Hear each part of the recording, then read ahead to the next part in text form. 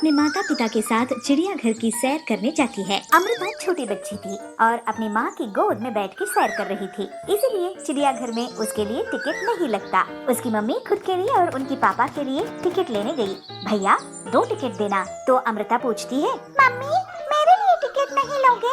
तो मम्मी कहती है, अरे बच्चे तुम तो छोटे हो इसलिए तुम्हें कोई टिकट नहीं लगेगा। ऐसे कहते हुए तीनों चिड़ियाघर में जाते हैं। अमृता ने चिड़ियाघर में देखा कि अंदर एक तालाब है, उसमें ढेर सारे बतख और बगुला तैर रहे हैं। उसे बहुत अच्छा लगा तो अमृता बतख को पूछती है, अरे बतख मेरी सहेली बनोगी?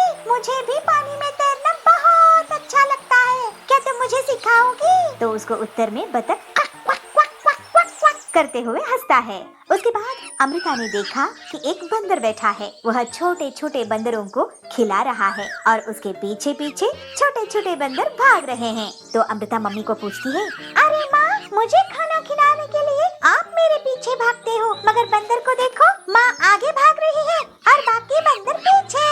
ऐसे कहते हुए जोर से हंसती है और उसकी माँ भी उसकी खुशी देखे उसकी खुशी में शामिल होती है। हाँ हाँ बच्चू, तुम भी तो बंदर से कम हो क्या? तुम मेरी प्यारी सी छोटी बंदर हो, ऐसे बोलती है। अमृता मम्मी पापा के साथ आगे जाते जाते देखती है एक भालू, उसके बाद लंबी गर्दन वाली एक जिराफ को देखा और ढेर सारे शेर को भी देखा। शेर बहुत जोरों से गरज रहा था। छोटे छोटे बच्चे उसको देखकर डर रहे थे। अरे माँ ये इतना क्यों गरज रहा है? मुझे भी डर लग रहा है। नहीं नहीं बेटे, ऐसे डरते नहीं है। शेर खामखा किसी के ऊपर हमला नहीं करेगा।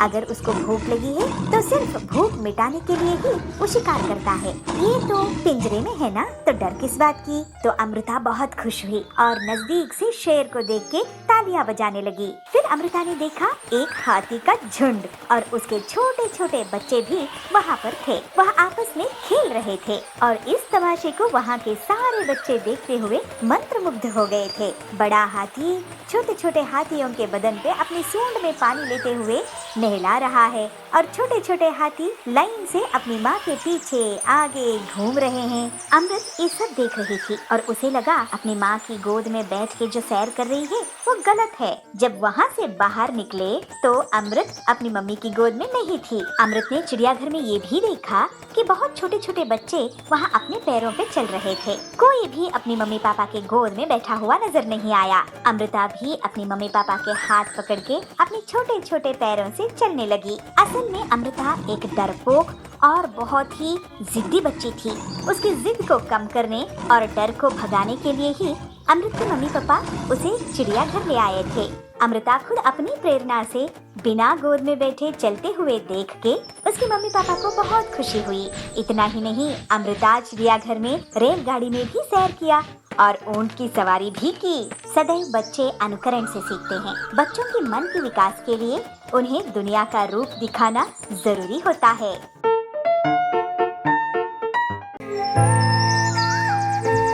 आचार्य जयसूर्या एक सीधे साधे निरहंकार निर्मोह साधु थे। वो एक महान साधक भी थे। आचार्य ऐसे ही पर्यटन करते करते एक दिन बहुत भूख लग रही थी तो एक घर के सामने जाके भवती भिक्षां देहि, मुझे खाने को कुछ मिल सकता है? कहते हुए आवाज लगाते हैं। यह सुनकर घर के अंदर से एक महिला आती है और वह कहती है कि आपको हम कुछ नहीं दे सकते हैं, हमारे पास अभी कुछ भी नहीं है, हम बहुत भूखे हैं, अगर आपके पास कुछ है तो हमें खाने को दे सकते हैं आप। यह सुनकर आचार्य जयसूर्या, मेरे पास कुछ भी नहीं है, मैं तो साधु हूँ। अगर तुम्हारे पास खाने को कुछ नहीं है तो तुम्हारे जीवन में यह परेशानी दूर हो जाएगी, यह मेरा आशीर्वाद है।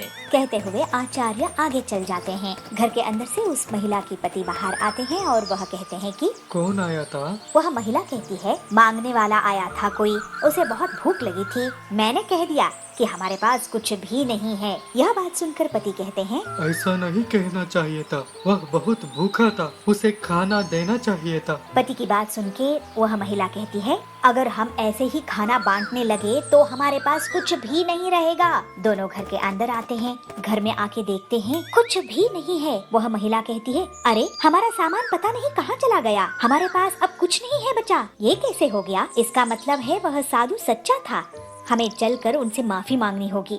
ऐसे कहते हुए वह दोनों पति पत्नी उस साधु को खोजने जाते हैं। अब उनके पास कुछ भी नहीं था। बहुत देखने पर उन्हें एक आदमी मिलता है और वह कहता है, जिसे आप खोज रहे हैं वह अभी अभी इस रास्ते से गया है। वह दोनों उसी रास्ते पर जाते हैं। अभी तक उन्हें वह साधु नहीं मिल पाया। उन दोनों की नजर एक पेड़ पर जाती है। उस जगह पर वह साधु बैठे हुए प्रार्थना करते रहते हैं। वह दोनों आचार्य जयसूर्या के पास जाके हाथ जोड़ के माफी मांगते हैं। हमें माफ कर दीजिए साधु महाराज, हमसे गलती हो गई। आचार्य, हम आपको पहचान नहीं पाए। तब आचार्य जयसूर्या उनकी ओर देखते हैं और कहते हैं, इसमें पहचानने की कोई बात नहीं है, क्योंकि मुझे लगता है कि जो भी भूखा है उसे खाना देना चाहिए। अगर हम सोचते हैं कि जिसे हम खाना दे रहे हैं वह बहुत महान होना चाहिए, तो कोई भी पुण्य का काम नहीं कर पाएगा। अगर हम सिर्फ अपने बारे में ही सोचते हैं तो यह अच्छी बात नहीं है। यह कहते हुए आचार्य जयसूर्या कहते हैं और आशीर्वाद देते हैं, अब तुम लोग घर जा सकते हो। तुम्हारा सामान घर में आ गया है। आगे से इस बात का ध्यान रखना होगा कि तुम्हें सभी की सेवा करनी है। उस दिन के बाद उनके घर से कोई भी खाली नहीं गया था। जीवन में परेशानी आती है, मगर उनका समाधान भी हमारे पास ही होता है। इसलिए सभी की मदद करना चाहिए, तो भगवान खुद आपकी मदद करेंगे। आचार्य जयसूर्या की यह बात उन दोनों पति पत्नी को बहुत भा गया और आचार्य के दिखाए हुए रास्ते पे चलते वो दोनों अपनी जिंदगी खुशी खुशी बिता रहे हैं।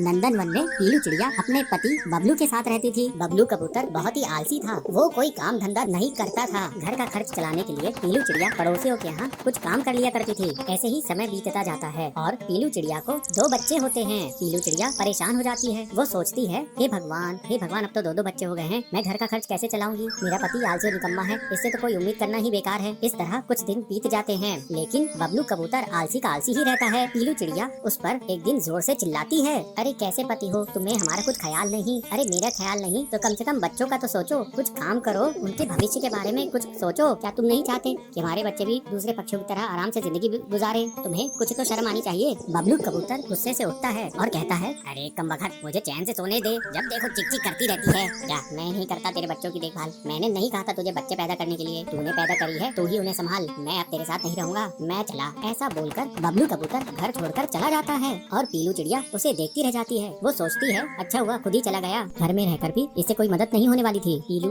अपने बच्चों को देखते हुए कहती है, मैं अपने बच्चों को बहुत सारी खुशियाँ दूंगी, मैं अपने बच्चों को अपने जैसा दुखी जीवन नहीं दूंगी। क्या हुआ, इनका बाप अगर भाग गया है तो मैं इन्हें माँ और बाप का प्यार दूंगी। इस तरह समय बीतने पर बच्चे भी बड़े हो जाते हैं और एक बार बारिश का मौसम आता है। बारिश बहुत दिनों तक लगातार होती है। क्या करूँ, ये बारिश तो लगातार हो रही है, रुकने का नाम ही नहीं ले रही है, कहर बनकर बरस रही है। बारिश के कारण मैं काम पर भी नहीं जा पा रही और घर का सारा राशन भी खत्म हो गया है। मैं तो भूखी रह लूंगी, लेकिन बच्चों को भूखा कैसे रखूं? तभी उसके पास उसका छोटा बेटा आता है। वो कहता है, माँ मुझे भूख लग रही है, कुछ खाने को दो ना। बेटा थोड़ी देर रुक, मैं पड़ोस की कबूतरी से कुछ मांग लाऊंगी, तब तक तू थोड़ा पानी पी के अपना पेट भर ले। नहीं माँ, मुझे पानी नहीं पीना, मुझे भूख लग रही है, मुझे कुछ खाने को दो, मैं मजबूर हूँ बेटा, इतनी बारिश में बाहर कैसे जाऊँ मैं? तभी उसका बड़ा बेटा रोने लगता है। दोनों बच्चों की हालत देखकर पीलू चिड़िया अपने घोंसले से बाहर निकलती है और कहती है, तुम दोनों अपना ख्याल रखना, मैं अभी थोड़ी देर में तुम्हारे लिए कुछ खाने के लिए लेके आती हूँ। पीलू चिड़िया पास वाली सुंदरी कबूतरी के पास जाती है और उसे बुलाती है, सुंदरी, ओ सुंदरी बहन, थोड़ा बाहर तो आओ। बहन मुझे थोड़ा अनाज दे दो, मेरे बच्चे भूख से तड़प रहे हैं। इतनी बारिश में तुम्हें तुम्हारी मदद नहीं कर सकती पीलू चिड़िया, अब तुम यहाँ से चली जाओ। पीलू चिड़िया निराश होकर अपनी एक अमीर सहेली के घर जाती है। पीलू बहन, मेरे बच्चे 2 दिनों से भूखे हैं, मुझे कुछ अनाज दे दो, तुम्हारे पास तो पैसे भी हैं। ये लो पीलू, 1 बोरी अनाज, इससे तुम्हारा कुछ दिन तक काम चल जाएगा। अब जल्दी जाओ और जाकर अपने बच्चों को भोजन कराओ, वे भूखे होंगे। बहुत बहुत धन्यवाद बहन, तुमने सच्ची सहेली होने का फर्ज अदा किया है। पीलू अनाज की बोरी लेके अपने घोंसले की तरफ उड़ के जाती है। वो दोनों बच्चों को खाने के लिए अनाज देती है। वो दोनों बच्चे भोजन करके सो जाते हैं। कुछ दिनों बाद बारिश रुक जाती है। फिर पीलू चिड़िया खुशी खुशी काम पे जाती है और मेहनत करती है। मेहनत करके वो काफी धन जमा कर लेती है, जिससे वो अपनी सहेली का उधार भी चुका देती है और अपने बच्चों की अच्छी परवरिश करती है। इस तरह पीलू चिड़िया अपने दोनों बच्चों का जीवन सुधारने में सफल होती है। बहुत समय पहले नंदन वन में पीलू और लवली नाम की दो बहनें रहा करती थी। समय बीतने पर दोनों बहनें बड़ी हो गई और लवली की शादी एक अमीर पक्षी से होती है और पीलू की शादी एक गरीब पक्षी से होती है। शादी के कुछ महीनों बाद लवली अपनी बहन पीलू से मिलने के लिए आती है। पीलू उसको देखकर खुश हो जाती है। आओ दीदी, तुमने अपने आने की कोई खबर नहीं दी। अगर तुम बताती तो मैं बबलू को लेने के लिए भेज देती। पीलू, इसकी कोई जरूरत नहीं, मैं अपनी हवाई मोटर में आई हूँ। चल जल्दी से एसी ऑन कर, मुझे बहुत गर्मी लग रही है। पीलू कहती है, दीदी मेरे यहाँ एसी नहीं है और पंखा भी अभी नहीं चल रहा है क्योंकि सुबह से लाइट नहीं है। मैं आपको हाथ से ही हवा कर देती हूँ। पीलू, तुझे तो पता है मैं कितनी अमीर हूँ, मेरे हर कमरे में एसी लगा हुआ है। तेरी इतनी औकात कहाँ कि तू एसी खरीद सके?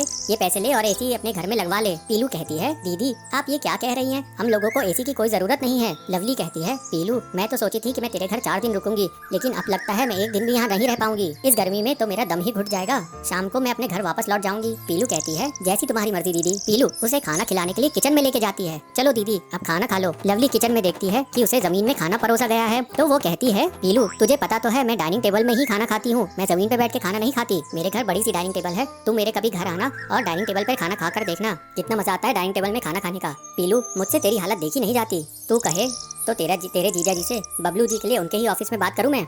वहाँ ऊपरी कमाई बहुत होती है, जल्दी तू भी मेरी तरह अमीर हो जाएगी।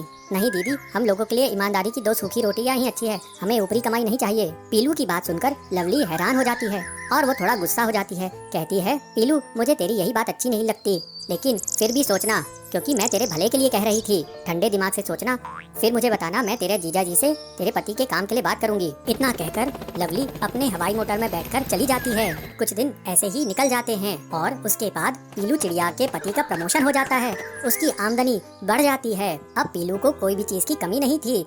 कंपनी की तरफ से उन्हें एक शानदार घर भी मिलता है और एक हवाई मोटर भी मिलती है। पीलू खुशी खुशी अपना जीवन बिताने लगती है। वहीं दूसरी तरफ लवली का पति रिश्वत लेते हुए रंगे हाथों पकड़ा जाता है और गिरफ्तार हो जाता है। उनका बंगला, हवाई मोटर, एसी सब जब्त हो जाते हैं। इस बात का पता जब पीलू को चलता है तो वो अपनी बहन से मिलने के लिए जाती है। अपनी बहन से मिलकर पीलू कहती है, दीदी जीजा जी की इस हालत की जिम्मेदार कहीं न कहीं तुम भी हो। तुमने जीजा जी को कभी भी गलत काम करने से मना नहीं किया, तुम्हारे सर पर तो अमीरी का भूत सवार था। लवली कहती है, पीलू मुझे माफ कर दे, मैं लालच में आकर सही गलत का फर्क करना भूल गई थी। तू किसी तरह मेरे पति को छुड़ाने में मेरी मदद कर। दीदी आप चिंता मत करो, मैं अपने पति से जीजा जी को छुड़वाने में मदद करूंगी। तब तक तुम मेरे घर चलो, मेरे साथ रहो। अब तो मेरे घर में एसी भी लग चुका है, तुम्हें गर्मी भी नहीं लगेगी।